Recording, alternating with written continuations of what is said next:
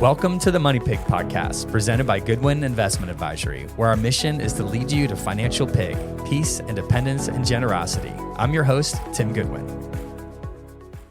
And welcome back to the Money Pig Podcast. We are super excited to have the one and only Beckford, Joe Beckford. Good to have you here again today, Joe. Thanks for having me again. Yeah, you can kind of see if you're watching that it's probably a little cold outside because we got the sweater weather going on here. Sweater weather. Yeah. So today we're actually going to be talking about this little book that I wrote a couple years ago. But before we do, we love to just kind of dive into the content that I love to start a show with, which I'm just going to let the cat out of the bag. This is a dad joke. Okay? No. Yeah, I know, right? Yeah. If you have listened before. When you said we love to start the show like that, you really mean you. Really? Yeah. You're not loving it? Okay. No, I'm into it. I'm here for it. You know, we like to try to make finance fun around here. Why not? Yeah. Serious about money, Serious but about money, but not about life. That's right. Yeah. So, all right. So this is the one I got. Why did the millionaire bring a pencil to the party? Because they wanted to draw interest. I don't get the point of that. Oh, gosh. See? He's a dad joke guy, too. Sorry, for sure. Angela's like, I quit. Much to my kids' anymore. chagrin, I am a dad joke person for sure. Oh, man. I thought that one was pretty good. All right. So, Joe. Yes. I know you're going to be interviewing me. I'm usually interviewing you. But what I would really love as well is for you to share with the audience something they may not know about you. I feel like you ask me that every time. I do. I'm running out of two truths and a you are far more interesting, sir, than you give yourself credit for. Dang, what do they? I know we try to keep them evergreen, but yeah, I mean, I celebrated my wedding anniversary with my wife. Let's go. Oh yeah, how was the seafood last place? Night. We went to a seafood place, and it was amazing. They delivered, and wasn't super busy, and they have amazing cocktails. Hey, it's okay to give them a shout out for our local listeners. Let them know where you're. Yeah, for local listeners, it is called Max Seafood House. It's on the Marietta Square, right next to Max Chop I know House. Y'all are talking about it a lot. Yeah, I highly recommend. Yeah, that's awesome. The crab cakes are off the chain. Let's go. Yeah. What else do you guys get? Salmon. Okay. Crab cakes. Nice. Salad. I don't know. Never had a bad meal there. Did you get a dessert? No, way too full. Crab cakes were like super rich. Yeah. We're not big dessert people anyway. Okay. Yeah. Okay. Yeah. I am. I know. So I generally am thinking about it's a thing. Yeah, it's a thing. It's not a good thing, but it's a thing. It's real. So awesome. That's super cool. Something that maybe the audience doesn't know about me that I may not have shared on this before is that I really love birds, which is kind of weird. But I have like peacocks and ducks and swans at my house. And we've got a little pond in the front yard, and it is freezing over because it's so cold. And I actually took a picture on the way to work of my swans, geese, Peking ducks, and a mallard standing on the frozen ice. Going, pond WTF, this morning. What are we supposed to do now? They've like kept this little circle, like the pond, starts freezing from the shore. Sure. And so it starts heading towards the middle, and they like swam all night. They've got this like little tiny like hole. And so Kane, my daughter, she feeds them in the morning before school, a little farmhand, part of her job. And she actually put it on the ice, and they were actually eating it off the ice. Yeah. How cool is that? That's super cool. Very unusual, but yep. And then the peacocks, I mean, it's still winter, but I guess they think it's spring. They're showing off they're flicking at their tails right now. Oh my gosh. One of them just hung out for a while. Let me do a photo shoot the other day. They usually, as soon as I pull up my camera, they lower it. And this one was like, I was freaking paparazzi, and it was so cool. So best pictures I've ever gotten of our peacocks I got this weekend. So that was cool. Wow. So you're like the Birdman of Canton. Oh, it's weird. I don't know why. And actually that may be true. I got a call from a friend. He goes, hey, there's a stray white duck in our neighborhood. I'm like, that's usually not a thing, Right. He's like, it's just walking around. My neighbors went up to it, and it was really hungry. And would you take this stray? It's a white Peking duck, Peking duck. So, and I was like, absolutely. So you adopted a new duck. Well, I'm waiting for it to revisit my friend's neighbor, and then we go pick it up. Okay. No, I'm like, yeah, come on. Bird we already rescue. have them. No, I know. Bird fenced rescue. in. We are a bit of a bird rescue. So I digress. We know now the audience, whether they want to or not, knows those things about us. But today we were talking about my little book. And what's it called? It is called Exponential Wealth, How to Create Sustainable Income for Life. So now we get to flip the the script. Yes. And I think you're going to interview me and we're going to just kind of break down the book a little bit. Yes. Yeah. So, Tim wrote a book a few years ago. Really cool book. It's also not a large commitment, so it's relatively thin, but it's got a lot of really good nuggets in there and some wisdom. And so I'm just going to ask you a few questions and let you tell us kind of motivations behind what was some of those things. So, awesome. We like, I did 7 questions because 7 is like a number of completeness. So if we get through 7, we've wrapped it up, I think. Excellent. Okay. So let's go with number 1. So, tell us what inspired you to write the book, and how does your personal journey shape the principles that you outlined in the book? Yeah. So, growing up, my dad's pastor, he's retired now. My mom was a teacher. We had what we needed, but we didn't have, financial independence growing up. We didn't have, substantial means.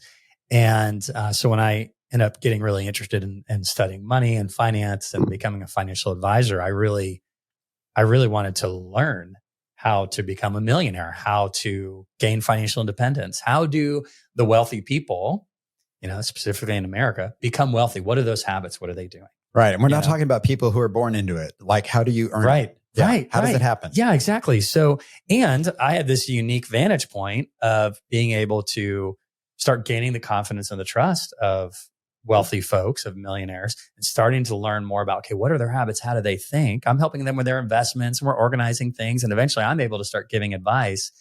But a lot of times I find that the advice that's really helpful for my clients is when I say, hey, well, my clients generally do this. So I would really want to get to know my clients and get to know their habits. And then I could share those with other clients. But I also was like, I want to apply this stuff for myself. And I want to be able to lead by example. Yeah. And so I felt like I had a unique vantage point from early on, starting the company at age 22, to start having access to millionaires, an audience with millionaires, and to start learning the habits. And we were reading books too. We talked about The Millionaire Next Door. Next Door, yep. Yeah, a great one. So I was reading books, and then I'm in real life learning from millionaires as well. So I thought after some time of doing this, I wrote this book in 2017, so it's been a few years now.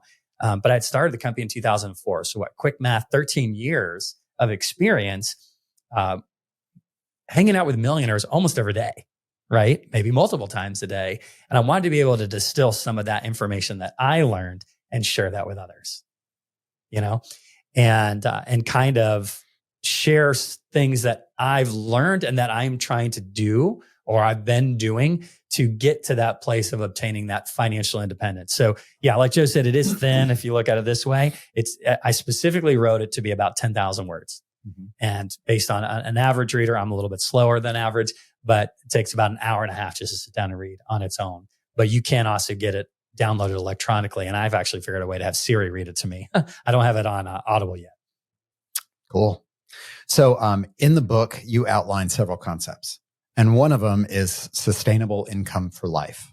So what does that mean? What does that mean for your readers? What do you want your readers to be able to take away? How, like in today's landscape, how can people put that into practice? Yeah. So I'll kind of flip this back to you a little bit, right? So sure. As you envision... Wait, no, I'm interviewing.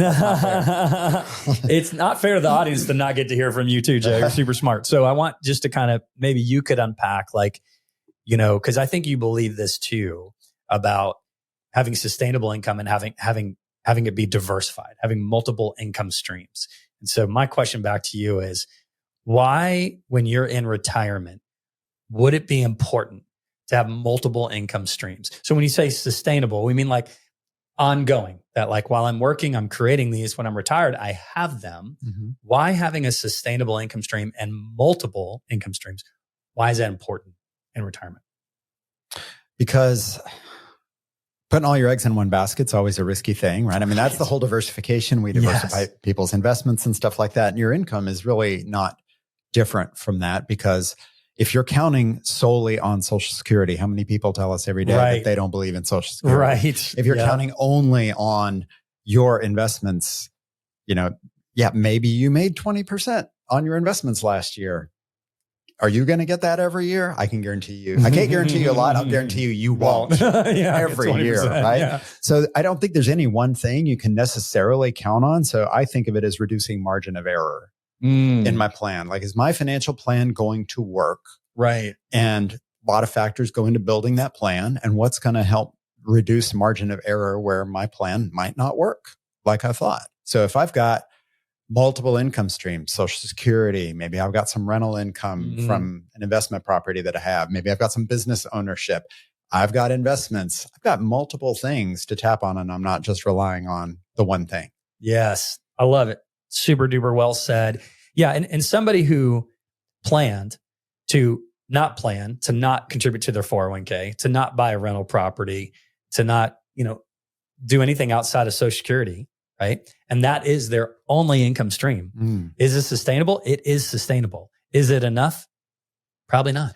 I know I don't want to retire like that. Exactly. And even on the statement of Social Security, it's changed over time, but it usually says this is only going to cover so much of your income, maybe a third. You've got to have other investments in place to offset that for your living expenses. So, but really getting to Social Security as a quick little pro tip here, it's funny that when we sometimes meet with clients, I'm actually talking about things they can do to increase their Social Security, because some of them are self-employed and they get a little cute and they say, I'm just going to take more distributions on a little bit of salary. We're only contributing to Social Security based on your salary. So we really encourage folks to pay themselves more appropriately from their company based on their responsibilities, so that they are contributing more to Social Security. So that can be a substantial income stream. When we are planning with clients for retirement, especially when it's a couple, and we forecast what their Social Security incomes could look like at retirement into their 70s, it can be substantial, sometimes over $100,000 a year between the two of them. Between a couple, in the future, coming from Social Security.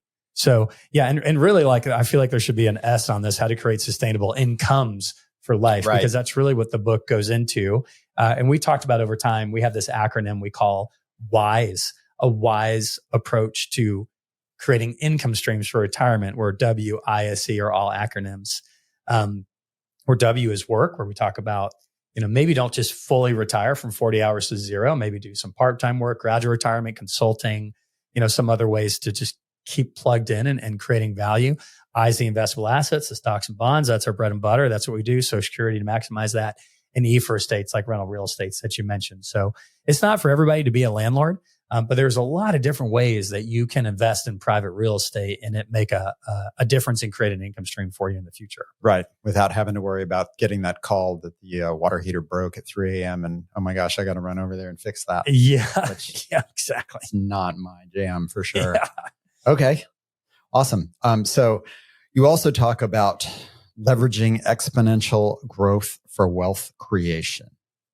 Exponential growth for wealth creation. I want you to unpack that a little bit. And then also give me, or give our audience here a practical step that a beginner who, maybe they're not well down the path of good habits, give them something to, how would I get started? What's a positive step I could get started as a beginner? Yeah.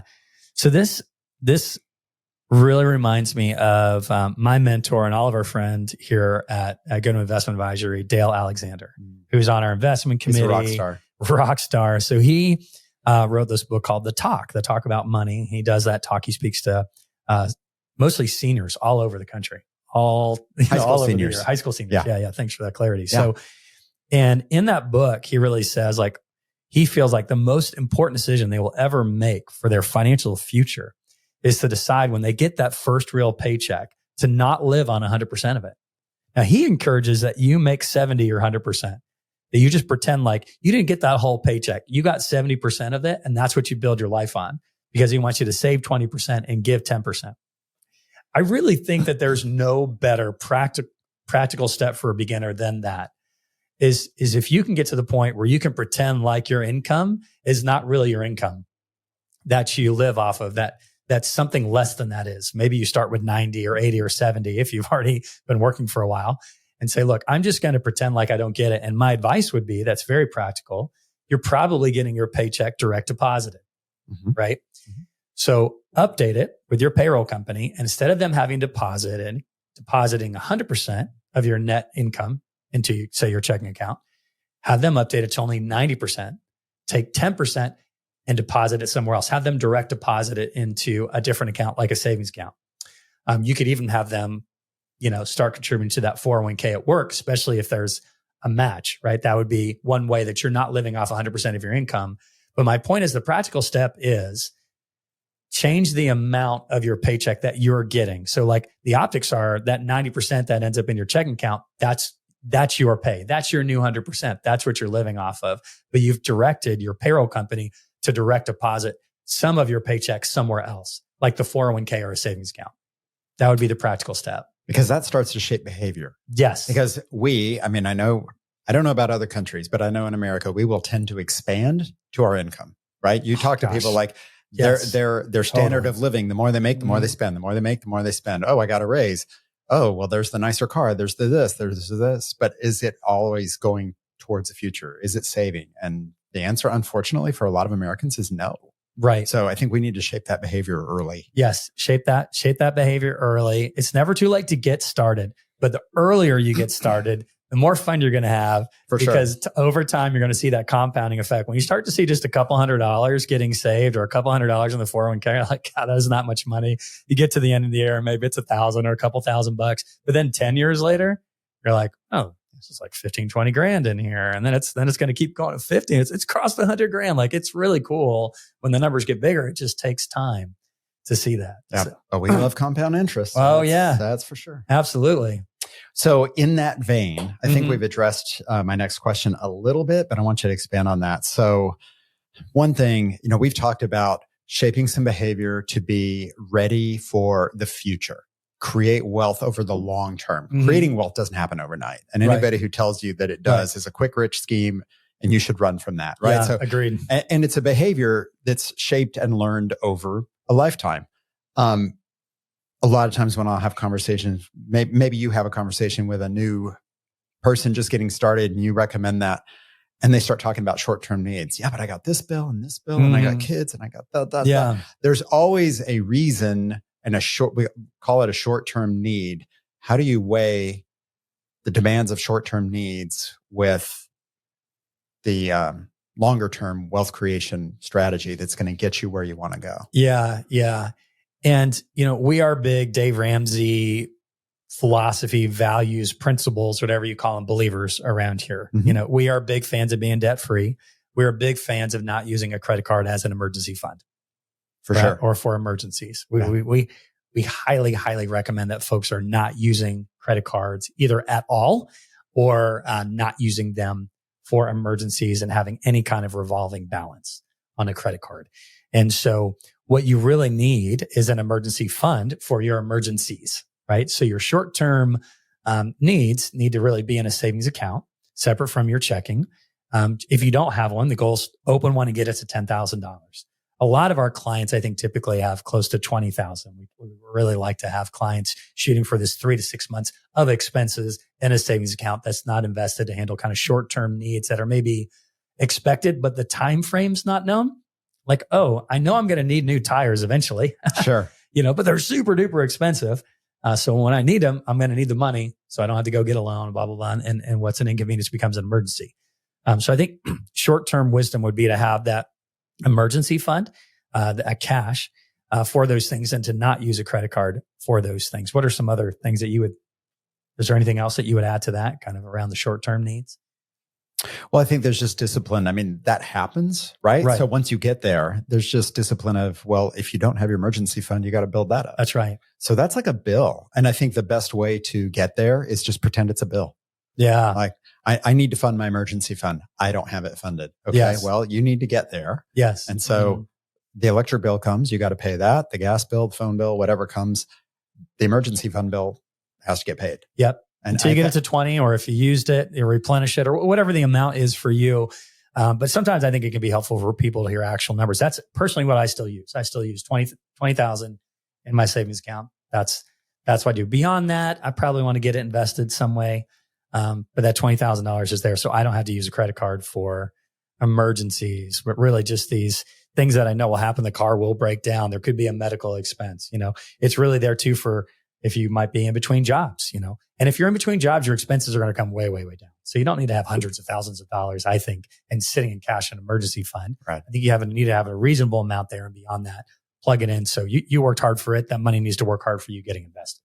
So what does that do to your psyche, knowing that you have a fully funded emergency fund versus if you're thinking, wow, if I blow a tire next week, I got $100 in the bank. Yeah. And tires more than $100. Yeah. So, what does that do to your psyche, knowing that that's how you live every day versus I've got a fully funded emergency fund and I can handle pretty much anything that breaks.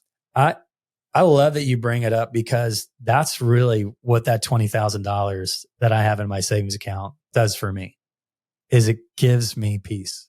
It's the purpose of it is not to grow or to invest or to make me money. I mean, my bank's going to give me a tiny, tiny bit of interest on it, but it's there for peace of mind. It's buying you peace of mind. It's buying me peace of mind. Which is more valuable than dollars. It's the price of peace of mind. Yeah. Now, does it make me never think about money or never worry about money? No, of course not. But does it help tremendously? Yes, it helps tremendously. So I think having that $20,000 there, or a fully funded emergency fund of 3 to 6 months will give folks that peace. So, okay. Next question I have for you is, you talk about specific strategies that create some passive income, because we're really big around diversifying income streams and stuff like that. Can you give us one strategy that you think is the most underutilized that people just don't think about maybe? Yeah, I'll answer that, and then I'll share maybe some longer term strategies that worked for me that maybe some folks use too. It just took me a little while to figure it out. But I think one of the most underutilized one, and this one's a little bit specific and targeted, is to use the house you currently live in as a future rental. Speaking from a friend, maybe you know something about that. Yeah. You might be speaking for a friend. I'm speaking from experience. So, and I kind of luckily fell into this where my first home we kept as a rental. At the time, I was not making as wise financial decisions, and I kept refinancing the home and taking equity out. And then we decided to downsize because our expenses has exceeded our income and we wanted to get out of debt. And so I rented the house because there wasn't any equity in the house to sell it. And it created income since there wasn't any equity in it. Well, keeping that has been incredible. And I really think that's a great way. If you live in a house right now that you don't think you're going to retire in, maybe consider keeping it as a long-term residential rental. You might be surprised. You're like, well, I don't live near the city or whatever. You might be surprised how strong the demand is for a standalone home in your area, even if it's not an entry-level home. There could be a strong demand. If you just go to Zillow.com and type in your address, Zillow generally will give you a rent estimate of what you'd get. So, but if you had that house a long time ago, maybe you got a low interest rate, maybe it's paid off. When you go buy an investment property, you generally had to put 20 or 25% down. So you had to bring a lot up front. You're not going to get as good of an interest rate from the bank for an investment property. But if it's a home you bought, you probably got to buy it with a lot less money down. You're going to get preferential treatment on the interest rates. So you can keep that loan if it's not paid off, potentially rent it out for much more than the payment you started 5, 10, 15, 20 years ago. And then the new home you buy, you're still going to be able to get that preferential treatment of lower down payments and lower interest rates. So I think that's just an incredible way. That's the cheapest way to get a rental into and start building that as one of your income streams if it's actually a home that you actually lived in and was your primary residence for a while. So I think that's the most underutilized strategy that I think is worth. So instead of paying extra on your mortgage for your primary home, consider saving that extra as a down payment for the next house.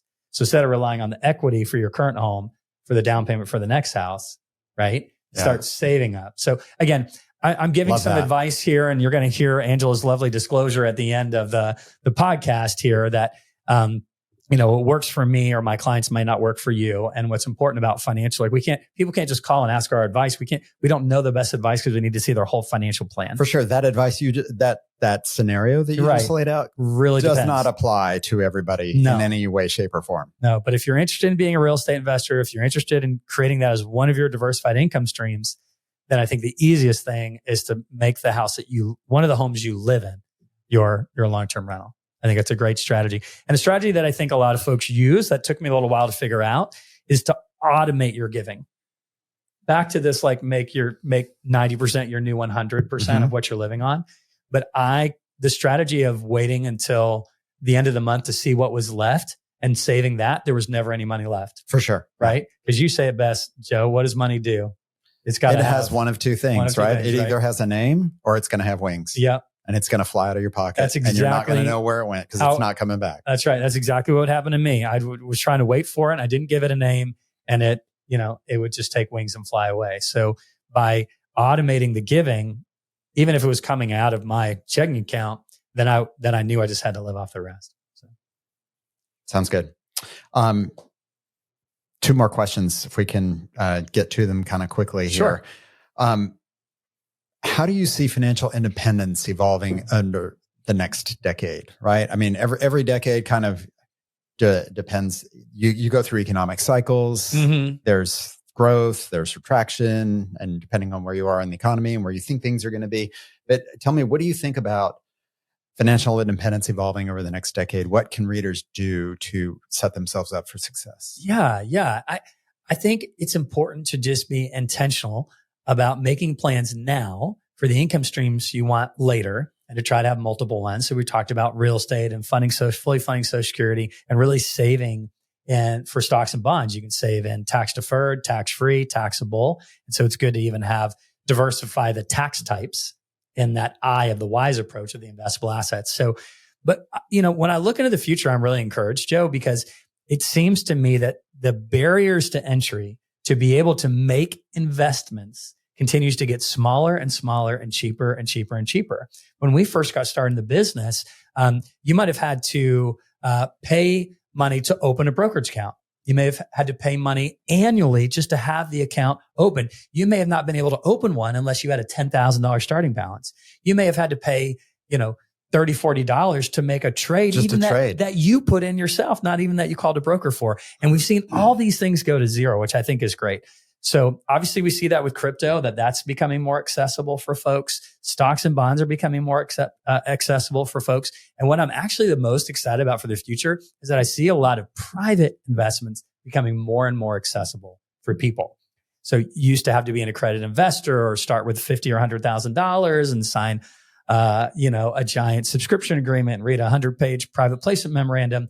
And things like that are happening with our phones, with apps and funds, and different ways where they are offsetting the risk and making them more accessible to folks that maybe can't start with that or maybe aren't accredited investors.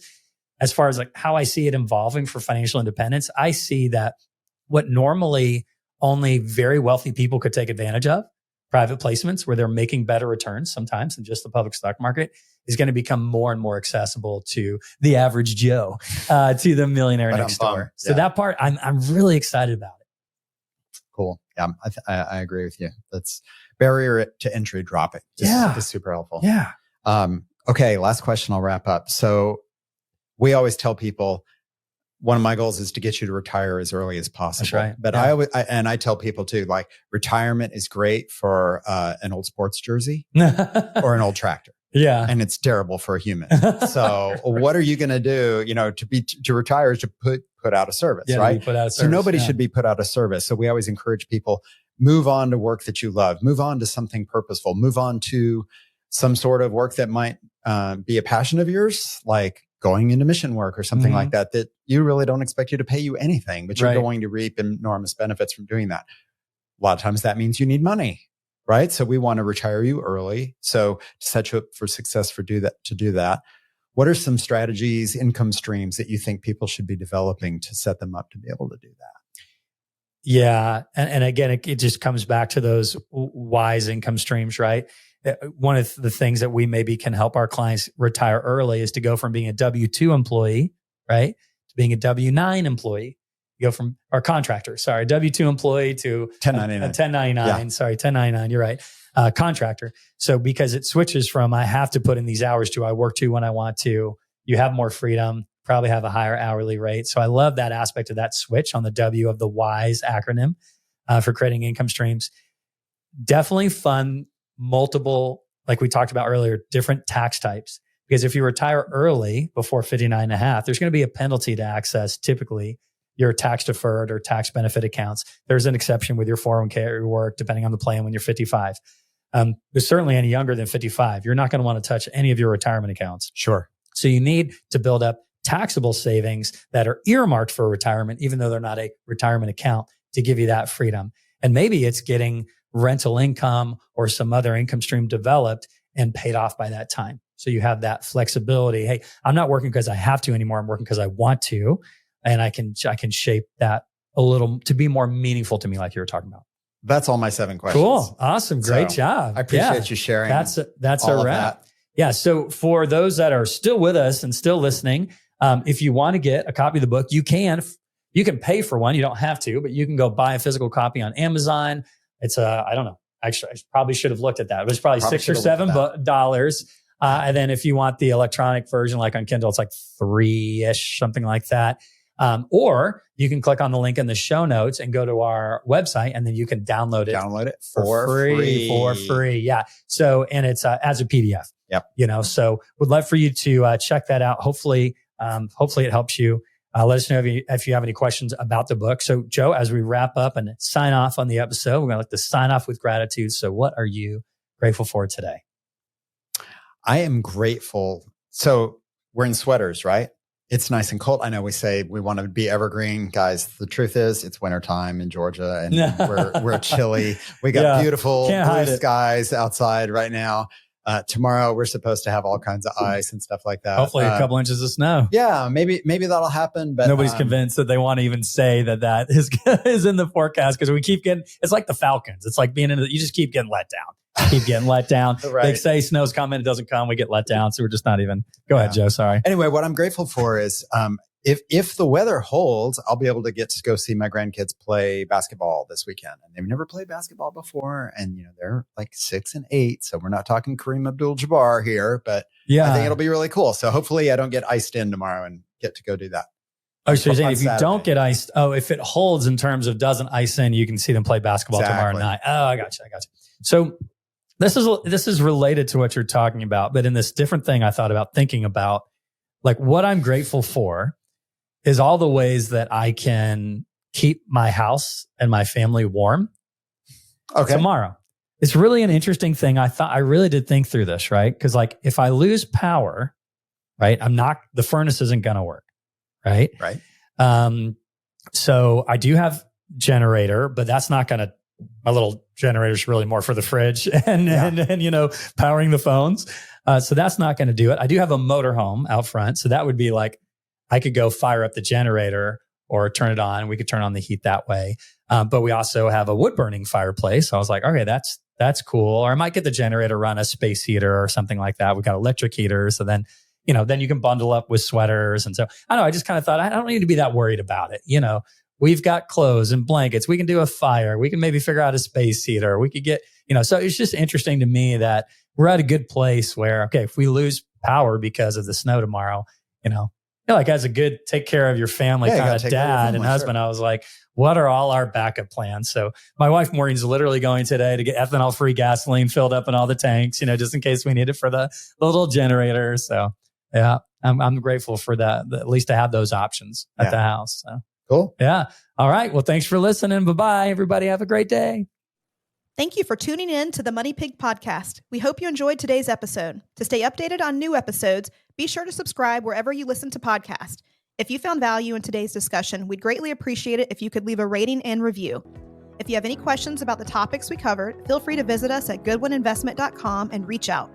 This episode is produced by evance.net. This podcast is provided for informational purposes only and should not be considered as investment advice, a solicitation to buy or sell any financial products, securities, digital assets, or other investment vehicles, nor as a basis for making any financial decisions. Goodwin Investment Advisory is a registered investment advisor with the SEC, CRD number 131193. Please note that the host and or guests may personally own securities, digital assets, or other investments mentioned in this podcast. Investments carry risk and are not guaranteed unless stated otherwise. We strongly recommend consulting with a qualified financial advisor, tax professional, insurance professional, and/or legal professional before implementing any strategies discussed in this episode. Lastly, past performance is not indicative of future results.